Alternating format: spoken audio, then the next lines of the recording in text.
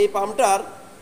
এটা low pressure pump, এটা কিন্তু কমন রেলের, দেখতে পাচ্ছেন কমন রেলের লো প্রেশার পাম্প।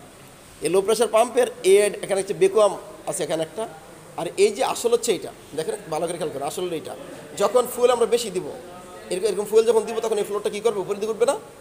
আবার এরকম ফুয়েল না থাকলে কী করবে, নিচের দিকে নামবে। যখন এরকম উপরের দিকে উঠবে তখন দেখবেন সাথে সাথে ওই যে ইয়ে আছে না আমাদের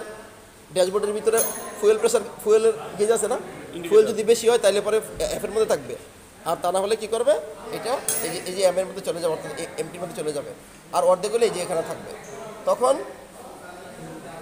এরপরে যেটা করবে, এই যখন আমরা সুইচ অন করবো তখন এই যে দেখেন স্টেনার এখানে যে আছে, স্টেনার দিয়ে ফুয়েলটা উপরের দিকে এরকম আসবে, আসলে পরে এই যে পাম্প আছে, পাম্পে এই যে এখানে বেকুয়াম আছে, পাম্প দিয়ে তখন এদিকে যাবে, যাওয়ার পরে যে ঘুরান দেখেন, ঘুরানোর পরে যে দেখেন ইলেকট্রিক লাইন এখানে দুইটা দেওয়া আছে, শুধু খালি কী করার জন্য, এটাকে পাম্প মোটরটাকে চালু করার জন্য। মোটর চালু হওয়ার পরে যে এখানে দেখেন এই ইলেকট্রিক লাইনের সাথে এই দুটো লাইন দেওয়া আছে, এই একই লাইন পজিটিভ নেগেটিভ দেওয়া আছে এখানে, এই যে যখন দেওয়া থাকবে তখন এইটার ভিতর দিয়ে তখন এইখানে আসবে, দেখেন সুইচ অন করলে তখন এইটার ভিতর দিয়ে আসবে, এই যে এখানে আসবে, আসার পরে এইটা দিয়ে যাবে, এই যে এটা দিয়ে যাবে, এই লাইন দিয়ে কমন রেলের ভিতরে যাবে, ঠিক আছে। তারপরে যদি বেশি হয়, প্রেশার যদি বেশি হয় তাহলে এই দিক দিয়ে যাবে, আর রেলের প্রেশার বেশি হলে যাবে এদিক দিয়ে যাবে, যাওয়ার পরে ট্যাঙ্কে আবার ওভারফ্লো এখানে চলে যাবে। বুঝতে পারছেন কি না?